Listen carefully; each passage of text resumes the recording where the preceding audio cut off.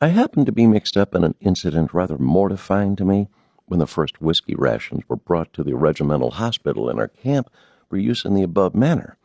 The quartermaster came to Captain Reddish and handed him a requisition for 2 camp kettlefuls of whiskey, and told him to give it to 2 non-commissioned officers of his company who were strictly temperate and absolutely reliable, and ordered them to go to the division commissary headquarters, get the whiskey, bring it to camp, and deliver it to him, the quartermaster. Captain Reddish selected for this delicate duty Corporal Tim Gates, a brother of Frank, above mentioned, and myself.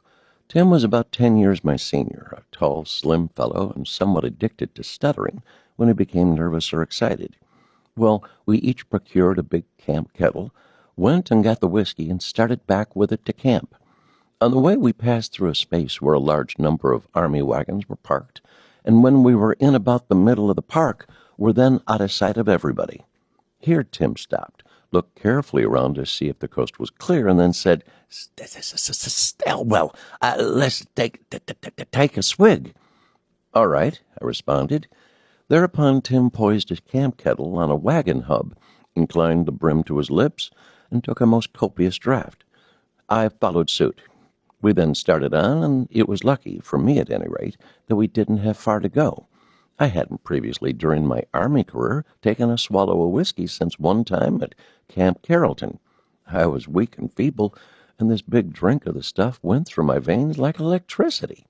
Its effects were felt almost instantly, and by the time we reached camp and had delivered the whiskey, I was feeling a good deal like a wild Indian on the warpath. I wanted to yell, to get my musket and shoot, especially at something that, when hit, would jingle. A looking-glass, an 8-day clock, or a boat chandelier, or something similar. But it suddenly occurred to me that I was drunk, and liable to forever disgrace myself and everybody at home, too. I had just sense enough left to know that the thing to do was to get out of camp at once, so I struck for the woods. In passing the tent of my squad, I caught a glimpse of Tim therein. He had thrown his cap and jacket on the ground, rolled up his sleeves, and was furiously challenging another fellow to then and there settle an old-time grudge by the ordeal of battle. I didn't tarry, but hurried on the best I could, finally got into a secluded patch of brush, and tumbled down.